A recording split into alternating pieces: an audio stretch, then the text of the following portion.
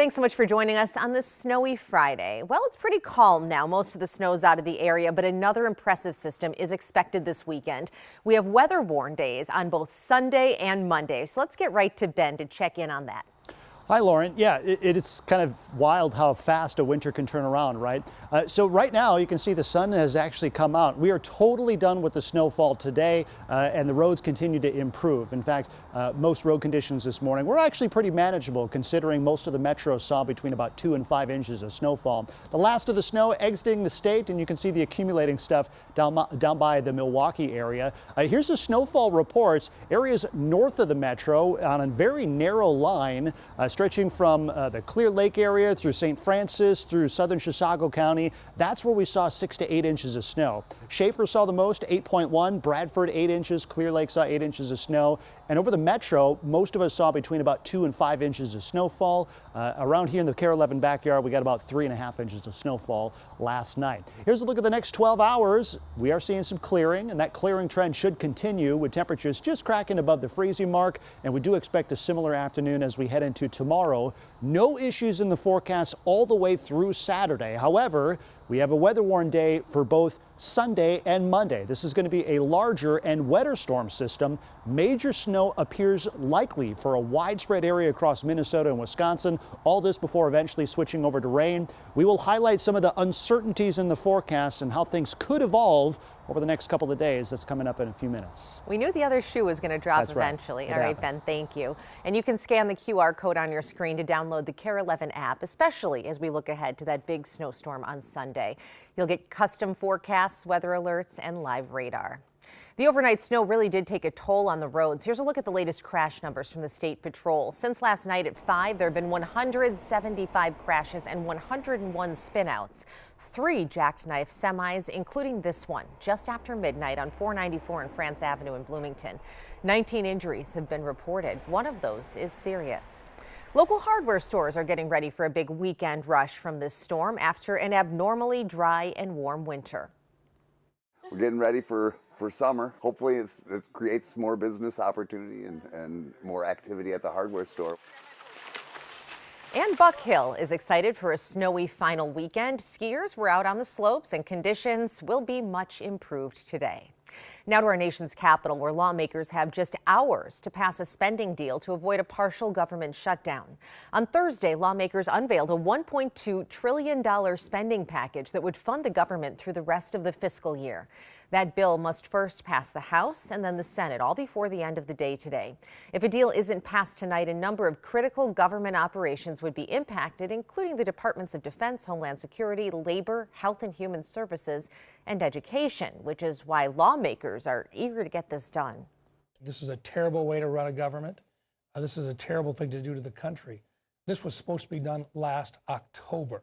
We don't want a government shutdown. We're going to vote for this thing, even if it's not perfect.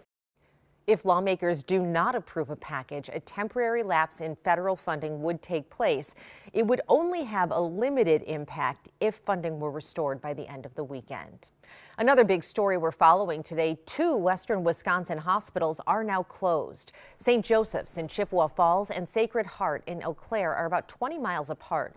Closing them puts more pressure on the other 2 hospitals in Eau Claire, which are already at capacity.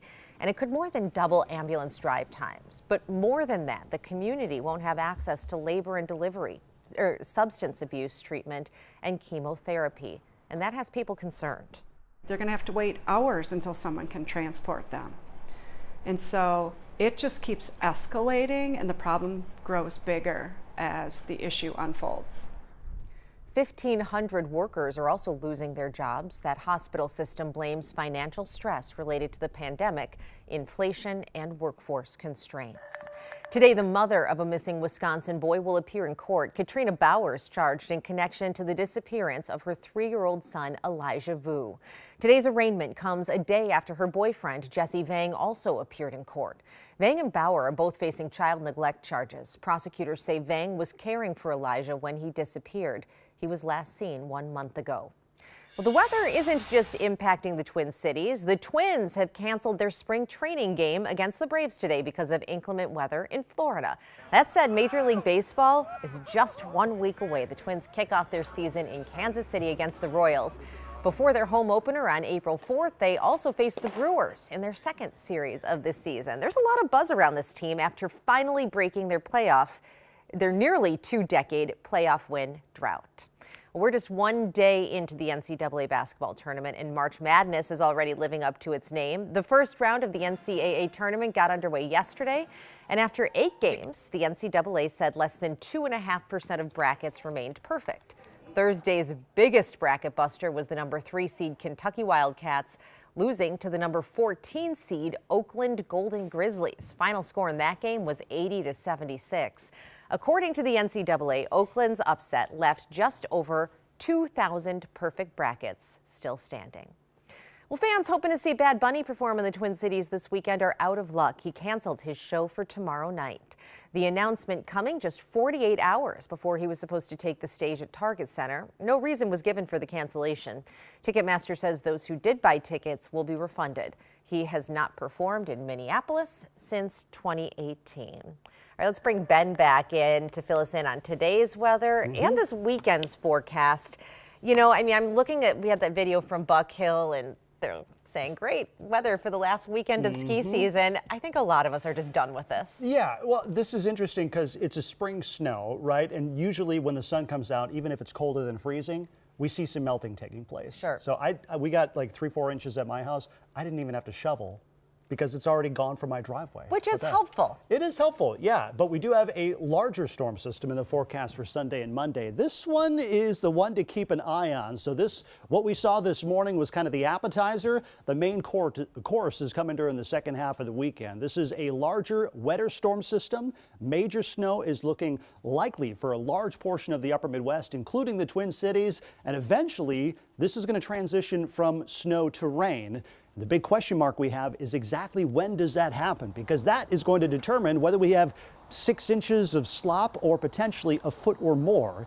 Big questions need to be answered. So let's take a live look at radar right now. You can see things are relatively quiet right now. We are looking at a brighter afternoon with more melting taking place.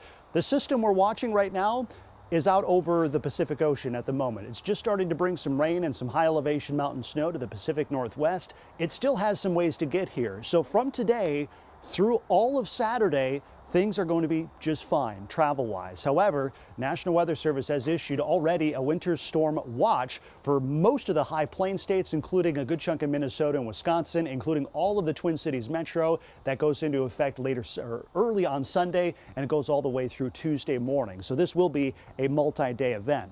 Let's fast forward to Saturday evening. Saturday evening should be fine, and even as we head into Sunday morning, initially the snow is going to start off as light. It'll start off snow. The snowfall rates will ramp up as we head into Sunday afternoon and evening. This is likely when we're going to see the worst travel conditions. The biggest question mark we have right now, see that warm line, that transition between rain and snow? If that shifts just a little bit further north, if we switch over to rain early, that will really dampen how much snow we actually do see. So we still have some wiggle room to exactly show where that track is going to be. However, if it stays snow through Sunday night into Monday morning, we're looking at potentially a major snowfall. Eventually, as we head into Monday afternoon, the warmer air takes over. We will switch over to some rain, and the thing looks like it'll wrap up and peter out as we head into the day on Tuesday.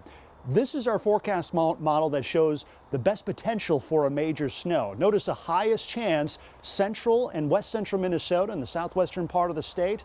Biggest question mark we have is where that rain snow line will develop. And right now, southeast metro, lesser chance of seeing the major snow versus areas again in central and western Minnesota. And these details will continue to be ironed out as we head into the next couple of days.